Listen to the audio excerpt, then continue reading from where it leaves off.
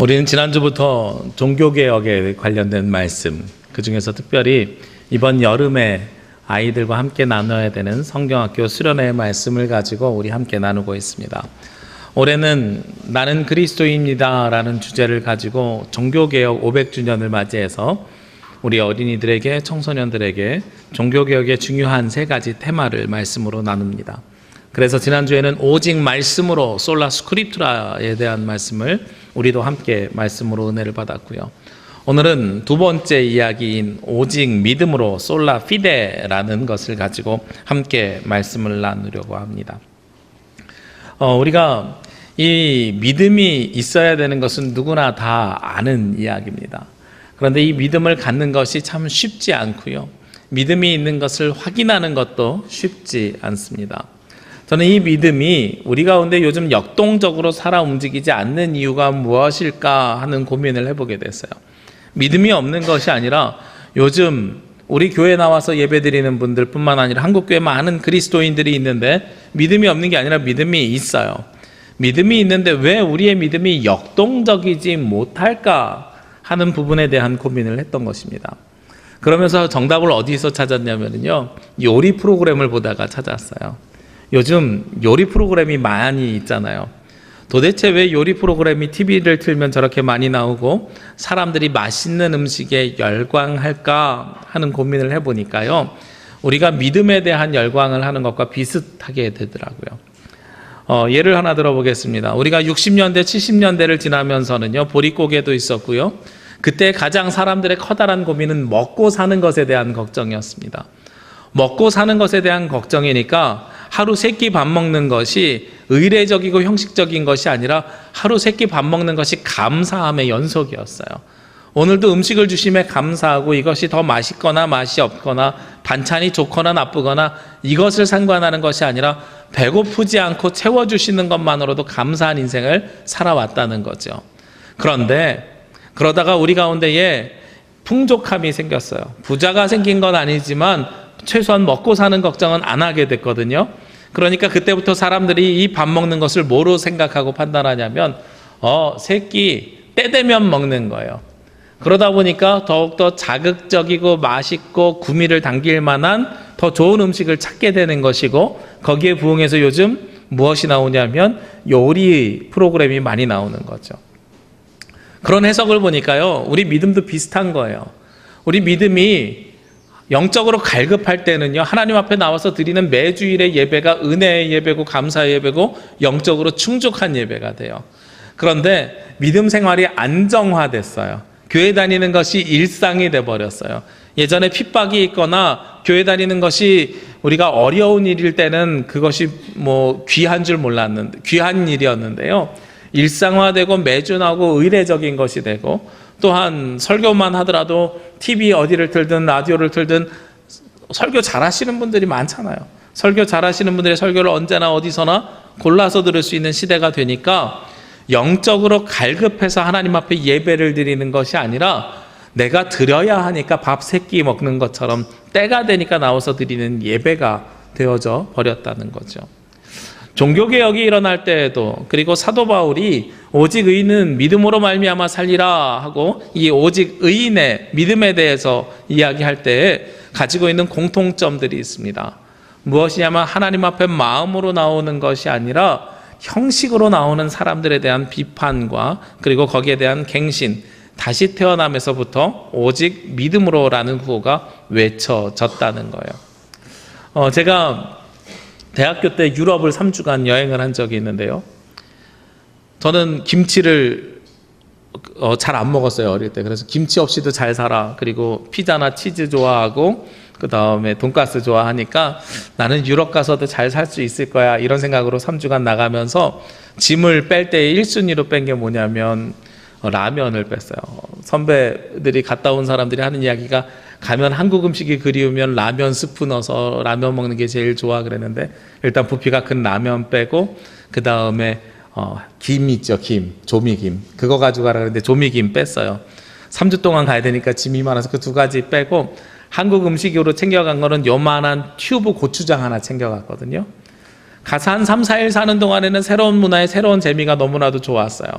그런데 가서 밥을 사다 먹다 보니까 배낭여행하는데 지출이 많은 거예요. 그래서 고민하다가 어떻게 해야 싸게 내가 끼니를 태울 수 있을까 이랬는데 야시장에 갔더니 한 한국인 유학생이 아르바이트를 하면서 빵을 파는 거예요.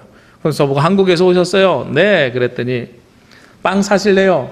좋지요. 그래서 제가 막 좋아하는 빵의 종류를 골랐더니 그 유학생이 이거보다요 하루 지난 거 여기에 있는 거 사면 똑같은데 이 빵을 어차피 4일 5일을 먹을 수 있는데 가격이 3분의 1밖에 안 해요. 그 얘기 들으니까 확 땡기잖아요. 그래서 그 바게트 빵을 샀어요. 하루 지난 걸. 그러면서 그 친구가 해준 이야기가 이 빵만 먹으면 맛이 없으니까 전 마켓 가서 크림치즈, 필라델피아라 그래서 크림치즈를 뭐 생선맛, 햄맛, 뭐 이렇게 한 서너 가지 맛을 사서 먹으면 맛있다는 거예요. 그래서 알겠다고. 그래서 그 빵을, 긴 빵을 하나 배낭에다 놓고 크림치즈 한 3개 사서 끼니마다 아침에는 생선맛, 두 번째는 생크림맛, 세 번째는 딸기맛 이렇게 발라서 먹었거든요. 근데 한 3일 먹으니까요 더 이상 못 먹겠더라고요. 그래서 이걸 계속 먹어야 되나 말아야 되나, 빵은 아직 남아있고 치즈도 남아있는데 먹어야 되나 말아야 되나 고민하던 중에 저쪽에서 한 친구가 빵에다 고추장을 발라서 먹는 거예요. 그거 보고선 저게 맛있을까? 나도 한번 해볼까 하고 튜브 고추장이 생각나서 조금 찍어서 먹었어요. 그랬더니 맛의 신세계가 열리는 거예요. 세상에서 먹어본 것 중에 가장 맛있는 음식이 바게트 빵에 고추장 발라 먹는 거더라고요. 그래서 유럽 음식을 먹다가 지칠 때마다 바게트 빵에다가 고추장을 발라 먹으면서 3주를 버텼어요. 그리고 나서 3주 만에 집에 돌아와가지고 집에 오자마자 새로운 걸 발견했으니까 식구들한테 전파해야 되잖아요. 내가 유럽 가서 발견한 것이 있는데 빵에다 고추장 발라 먹으면 그렇게 맛있더라고. 그래서 똑같은 빵을 빵집 가서 사갖고 왔어요. 그리고 나서 그 빵에다가 고추장을 발라서 식구들을 줬거든요. 근데 식구들이 한 입 딱 먹자마자 바로 다 뱉어요. 이게 뭔 맛이라고 먹냐고. 그래서 저도 한번 먹어봤어요. 정말 맛이 없어요. 근데 그렇게 맛이 없는 걸 내가 왜 그렇게 맛있다고 생각을 했을까 생각해 보았더니 무엇에 고파 있었던 사람이에요? 한국 음식에 고파 있었던 사람이잖아요. 한국 음식에 고파 있었던 사람에게는 요만큼의 고추장이 그렇게 나를 맛깔스럽게 하는 거예요. 그런데 단 하루 만에 그것에 익숙해진 삶으로 바뀌게 되잖아요. 그럼 그게 다시 맛이 없어져요. 우리가 가지고 있는 형식이나 틀이라는 게 비슷한 거라는 거예요. 나에게 주어지지 않을 때는 그것이 갈급하니까 그것을 열망하게 되고 소망하게 되는데 이미 그것이 내 안에 들어와 있고 내 것이 되고 아무 때나 취할 수 있게 되는 순간에 별로 열망하거나 별로 소망하지 않는 거죠. 우리에게 있어서 믿음이 그런 존재라는 겁니다. 하나님에 대한 신앙이 그런 존재라는 거예요. 신앙이 빼앗겼을 때에는요, 그 신앙을 찾기 위해서 목숨을 내걸고 우리가 뛰어들지만 그 신앙이 내 것이라는 확신이 되었을 때 우리는 그것의 소중함을 알지 못하게 되는 거예요. 그래서 우리가 그것을 체험하지도 못하고 경험하지도 못하게 되는 거죠. 종교개혁 당시에 오직 믿음으로라고 이야기했을 때에는 무엇을 비판해서 나왔냐면 형식적으로 드리는 예배에 대해서 비판을 하였습니다. 당시에는 드리는 예배가 형식적일 수밖에 없었어요. 종교개혁이 일어나기 전에는 개신교는 없고 가톨릭만 있었거든요. 가톨릭은 미사를 드렸는데 그 미사를 어떻게 드렸냐면 라틴어로 드렸어요. 그 각국의 나라말로 드린 것이 아니라 라틴어로 드렸단 말이에요. 요즘으로 이야기하면은요, 대학을 졸업하고 외국어 2개국어 이상 하는 사람들만 그 말을 알아들을 수 있는 예배를 드렸어요. 그런데 그 동네에 그 성에 있는 모든 사람들이 와서 예배를 드렸어요. 그러니까 그들에게 예배는 어떤 예배예요? 낯선 예배지요. 알지 못하는 것들을 떠드는 예배죠. 아까 제가 좀 전에 유럽 3주 다녀왔다 그랬잖아요. 유럽에서도 예배는 드려야 되겠기에 제가 헝가리에서 예배를 드려봤어요. 그나마 뭐 영국이나 이런 데는 영어를 잘하진 못하지만 조금 띄엄띄엄 알아는 들을 수 있으니까 영어 예배는 괜찮을 것 같은데 주일날 마침 헝가리에 있어서 헝가리에서 예배를 드리는데요. 헝가리 말은 전혀 못 알아듣겠더라고요.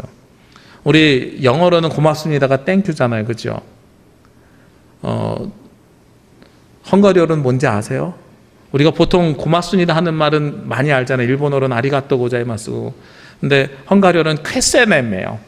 제가 헝가리 다녀온 다음에 기억나는 건 그 하나밖에 없어요. 쾌세넴. 요 한마디밖에 없는데 전혀 우리랑 다른 문화에 전혀 알아들을 수 있는 단어 하나도 없는 곳에서 예배를 드리는 거예요. 예배를 드리는데 어떻게 했겠어요? 주변을 돌아보면서 사람들이 일어나면 일어나고 앉으면 앉고, 목사님이 앞에서 설교하는데 저 말이 뭔 말인지, 주보를 보는데 이 순서가 무슨 순서인지, 찬송을 하라는 건지, 성경을 찾고 싶은데 성경이 이게 마태복음인지 마가복음인지 전혀 알 수 없는 말들로 쓰여져 있는 거죠. 그 예배가 주님 앞에 예배는 드렸는데 저에게는 하나님의 말씀을 듣거나 하나님의 은혜를 체험하거나 경험할 수 있는 예배가 아니라 다른 나라에서는 이렇게 예배 드리는구나 하고 잘 구경하고 돌아온 예배예요. 라틴어로 예배 드린다는 것은요, 당시 사람들에게 그러한 구경을 매주 시켜주는 거예요. 왜 그런 일이 벌어졌는가? 오늘 이 본문 말씀에 근거해서 사실 그런 일이 벌어졌거든요. 오늘 본문 말씀에 보면 주는 그리스도시요 살아계신 하나님의 아들입니다 하고 베드로가 고백합니다. 그랬더니 예수님께서 그 베드로에게 뭐라고 이야기하냐면 18절 말씀에 또 내가 내게 이르노니 너는 베드로라. 내가 이 반석 위에 교회를 세우리니 음부의 권세가 이기지 못하리라. 베드로 위에 교회를 세웠어요.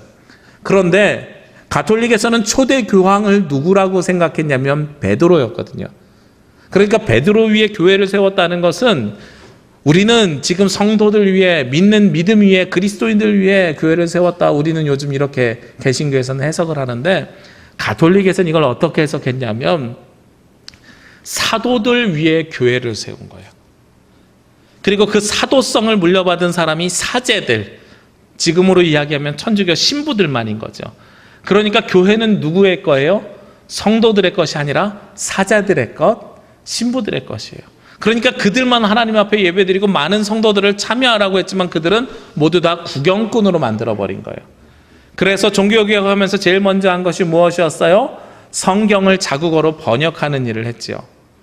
오늘 마찬가지입니다. 종교개혁을 하면서 누구에게 예배를 돌려주는 것이냐면 성도들에게 예배를 돌려주는 거예요.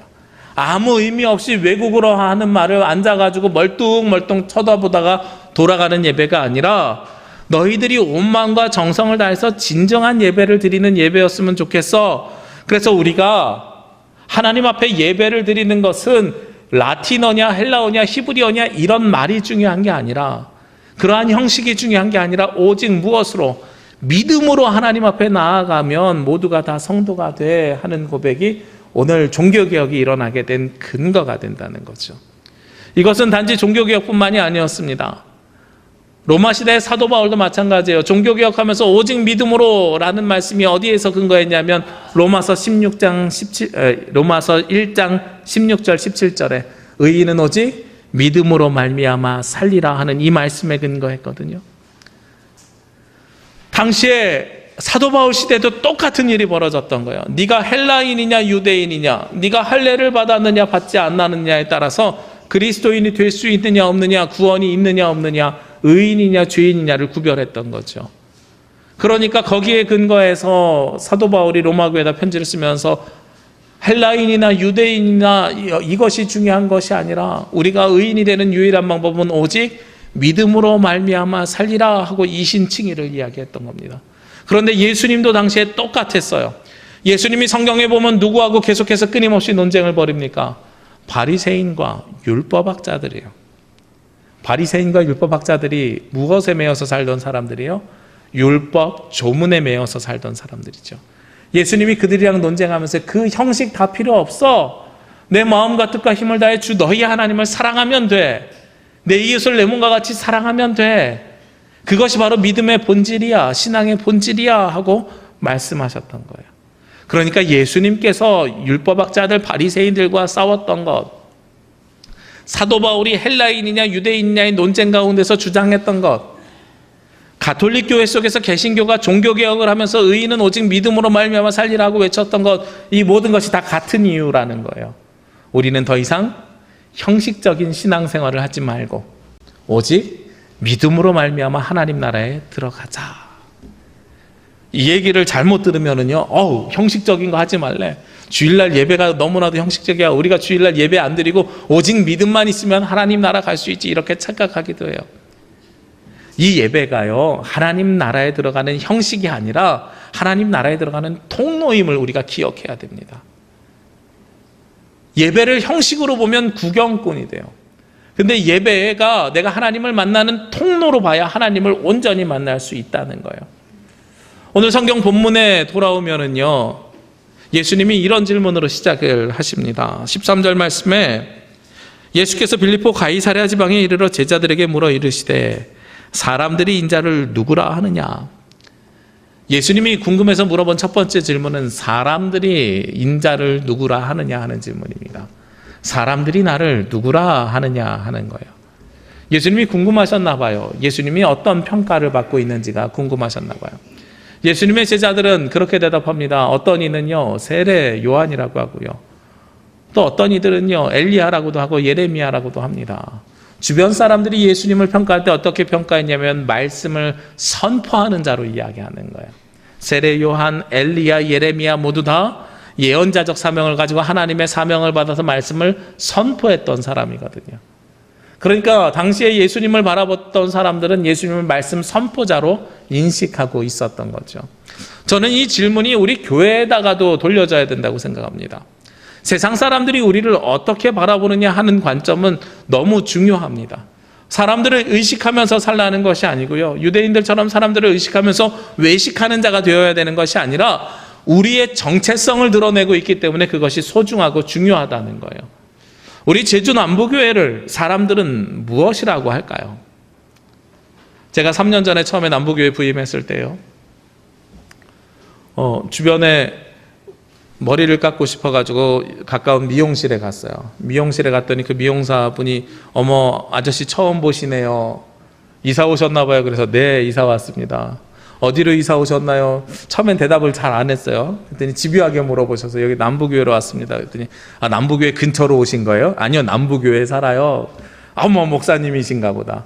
전에 계시던 고종수 목사님도 우리 집 단골이었는데 딱 그러시더라고요. 그러면서 이어서 하는 말이 남부교회 가면 애들이 그렇게 잘 된다면서요, 이렇게 말씀을 하시는 거예요. 그래요? 저 처음 듣는데요. 온 지 얼마 안 돼서 잘 모르는데요. 그랬더니 아, 왜 있잖아요, 유명한 영화 감독도 나오고 무슨 뭐 누구도 나오고 누구도 나왔대던데요. 나중에 알았어요. 그분이 우리 써니를 찍은 강영철 감독이라는 거를. 네. 그러면서 그 주변에 계신 분들이 하는 이야기가 이 동네 사람들 다 알아요. 남부교회 가면 자녀들이 그렇게 복받고 잘 된대요 라고 말씀을 하시는 거예요. 그래서 너무나도 고맙습니다 하면서 속으로 무슨 생각이 됐냐면, 그렇게 자녀들이 잘 되고 복받는 줄 알면서 왜 본인은 안 나오실까, 이런 생각이 한쪽으로 들었었어요. 그러면서 한쪽에 고민이 생기는 거죠. 자녀들이 그렇게 잘 되고 복받는 걸 아는데 못 나오게 가로막는 더 커다란 이유가 있진 않을까. 목사니까 목사에게 말은 하지 않는 또 다른 신앙을 생각하는데, 신앙을 갖는데 가로막는 또 다른 더 큰 이유가 있지 않을까 고민하고 걱정이 되는 거예요.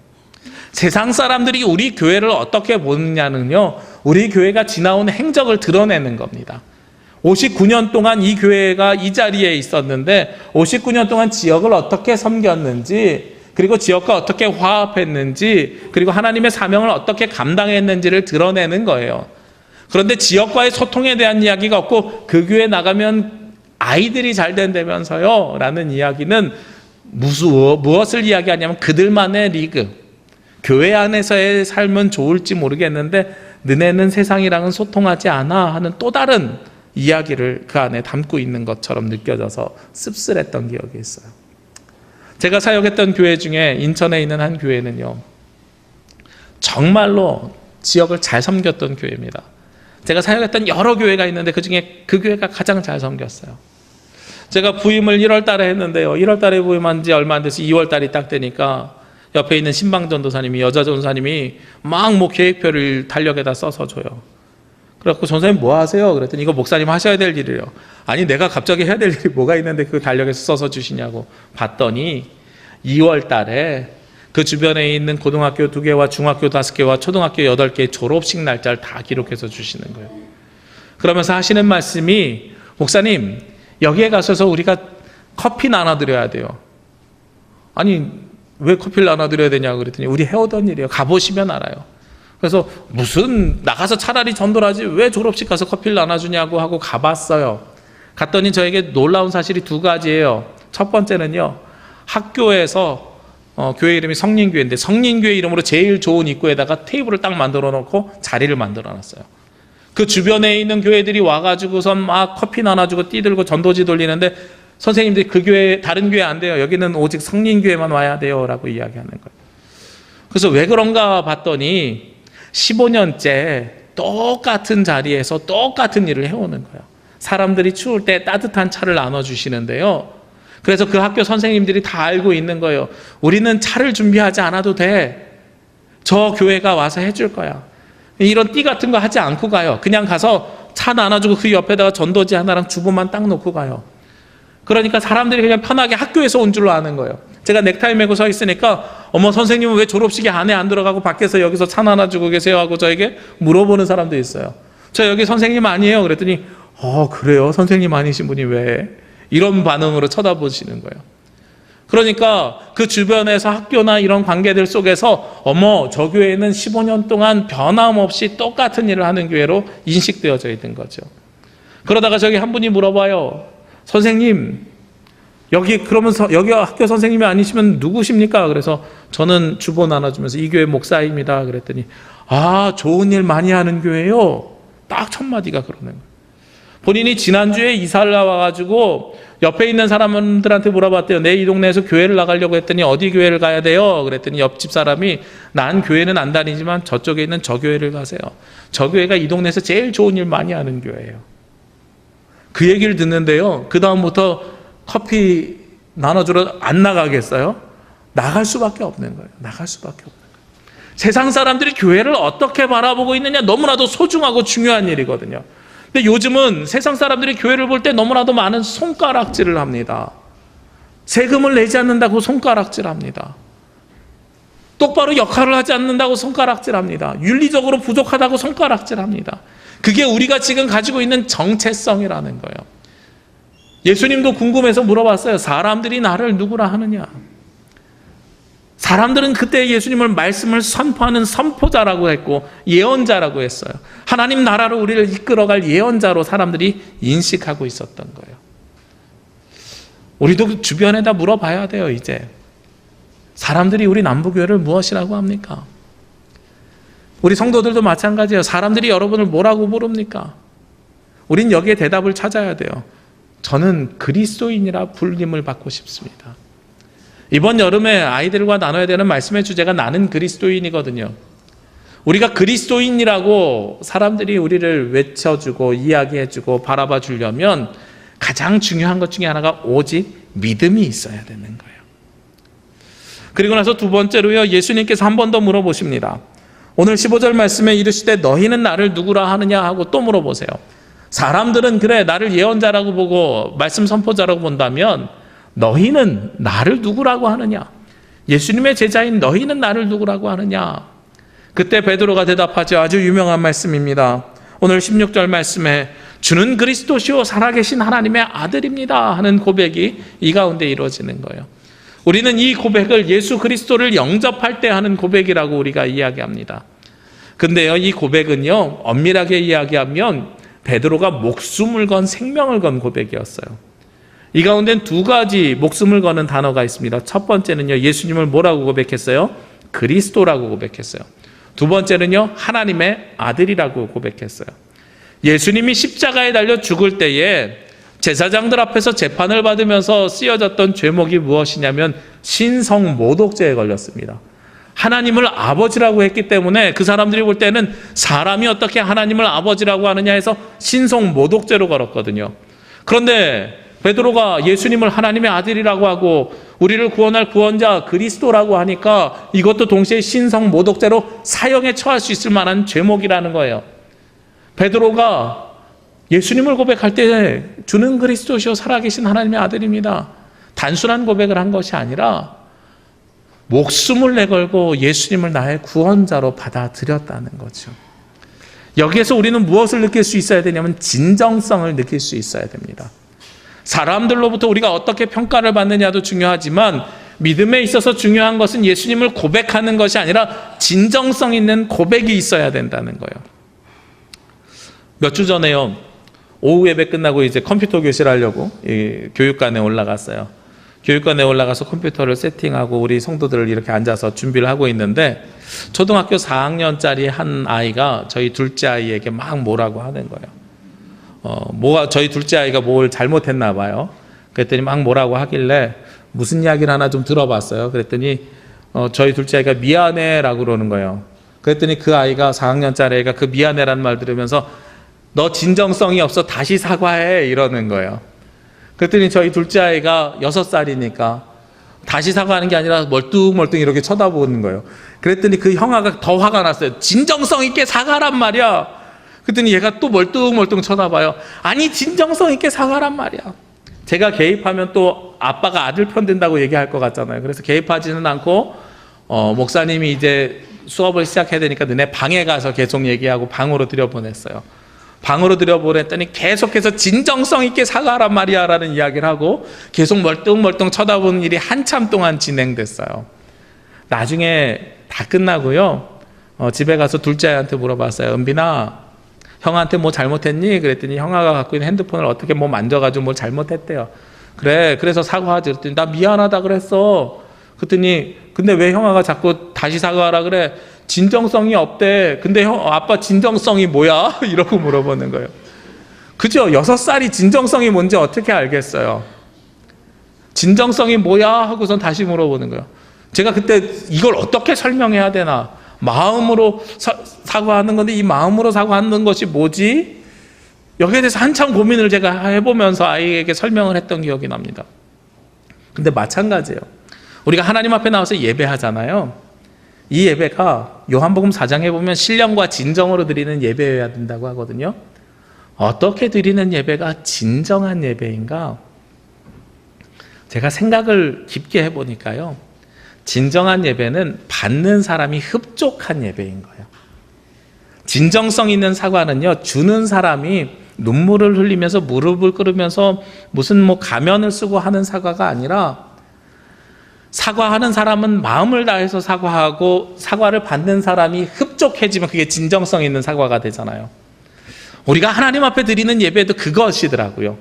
오직 믿음으로 드리라는 예배가 진정성 있는 예배를 드리라고 하는 것인데, 그것은 형식적인 예배, 때가 되었으니까 오는 예배가 아니라 미안해 이렇게 이야기하는 것이 아니라 받는 사람, 예배를 받는 사람이 흡족하게 드리는 예배, 그것이 바로 진정성 있는 예배고, 우리가 믿음을 고백할 때에도 그 고백을 듣는 사람이 아니죠. 듣는 하나님께서 흡족하게 드리는 고백, 그것이 진정성 있는 믿음의 고백이 되는 것입니다.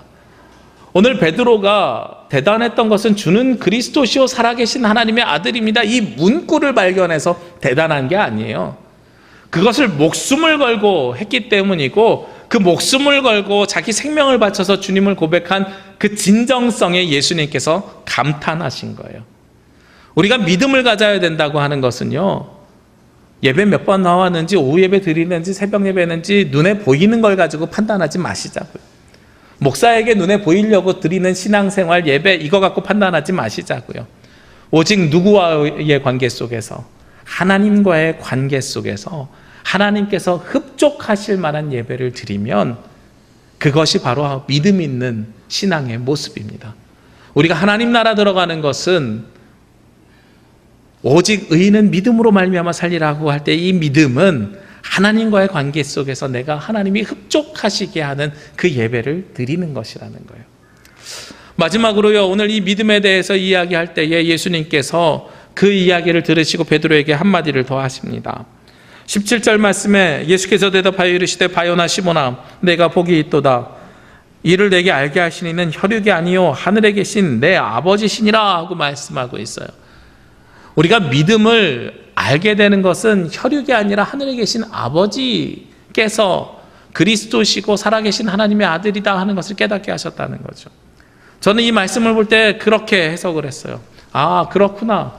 우리가 믿음을 갖는다는 것은 지식으로 깨닫게 되는 것이 아니라, 정보로 취득하게 되는 것이 아니라, 하나님께서 우리에게 경험과 체험을 주셔서 우리가 그 믿음을 고백하게 하는 것이구나. 우리에게 믿음이라는 것은요, 믿음이라는 것은 이러이러한 것이야 라고 정의되는 게 아니고요, 믿음 생활이라고 하는 것은 무엇 해야 돼 하고선 우리가 결정해서 규칙으로 정해놓는 게 아니라는 거예요. 하나님께서 우리에게 경험시켜 주시고 체험시켜 주시는 거라는 거예요. 그게 바로 우리의 믿음이라는 겁니다. 제가 아까 시작할 때 배고픔 이야기했죠. 음식 이야기 말씀드렸죠.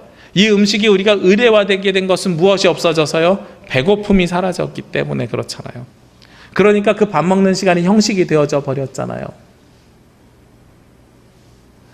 하나님께서 우리에게 내가 배고플 때가 되었어 해서 배고픈 게 아니잖아요. 그렇죠? 지금 시간이 되었으니까 12시가 되어서 머리로 알아가지고 점심을 먹는 것, 이것은요 의례적인 식사라는 거예요. 진정한 맛있음을 거기서 느끼지 못하는 거죠. 네, 연애 프로그램, 예능 프로그램에서 하는 것처럼 무슨 미션을 수행하느라고 두 끼를 쫄쫄 굶었어요. 무슨 저희 큰아들이 저는 정글의 법칙 가면은 음식 먹을 거 없어서 음식 구하러 가지고 하루 종일 다니고 밤 10시 돼서 첫 끼니를 먹어요. 어떤 음식을 주든지 맛있어요. 맛있을 수밖에 없어요. 그렇죠? 갈급할 때 먹으면 맛있는 거예요.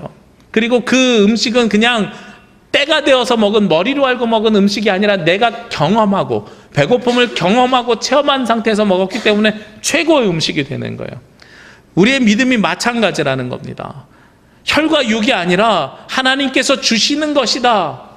주는 그리스도시요 살아계신 하나님의 아들입니다 하는 고백은 내가 머리로 깨닫게 되고 지식으로 알게 되는 것이 아니라 하나님께서 경험시켜 주시고 체험시켜 주실 때에 그 고백이 나와야 비로소 진정성이 있는 고백이 된다는 사실입니다.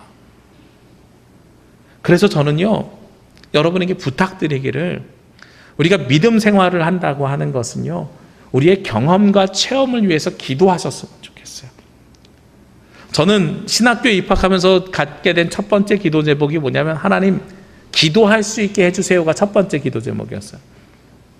왜 기도할 수 있게 해주세요가 첫 번째 기도 제목이냐면, 제가 다녔던 교회에서는요, 평생을 어릴 때 신학교 입학하기 전까지 다녔던 교회는요, 기도합시다 그러면 파이프 오르간 연주가 쫙 나와요. 그럼 조용하게 두 손을 모으고 하나님 앞에 기도해요. 이게 제가 배웠던 거거든요. 저희 교단의 모든 교회는 다 그렇게 기도하는 줄 알고 신학교에 갔어요. 첫 번째 체프를 학교에서 드리는데 예배 시간에 한 선배가 찬양 인도하다가 갑자기 우리 주여 삼창하고 기도하자는 거예요. 그랬더니 옆에 있는 사람들이 막 주여 주여 하더니 이쪽에선 방언이 터져나오고 이쪽에선 통성 기도를 하고, 기도하다가 눈 떠가지고 이거 도대체 뭐지? 나는 저렇게 기도할 수 없는데. 그래서 갖게 된 것이 기도할 수 있게 해주세요가 첫 번째 기도 제목이었어요. 그리고 나서 3학년 4학년이 되면서 전도사 사역을 나가야 되는데 부담이 생기는 거예요.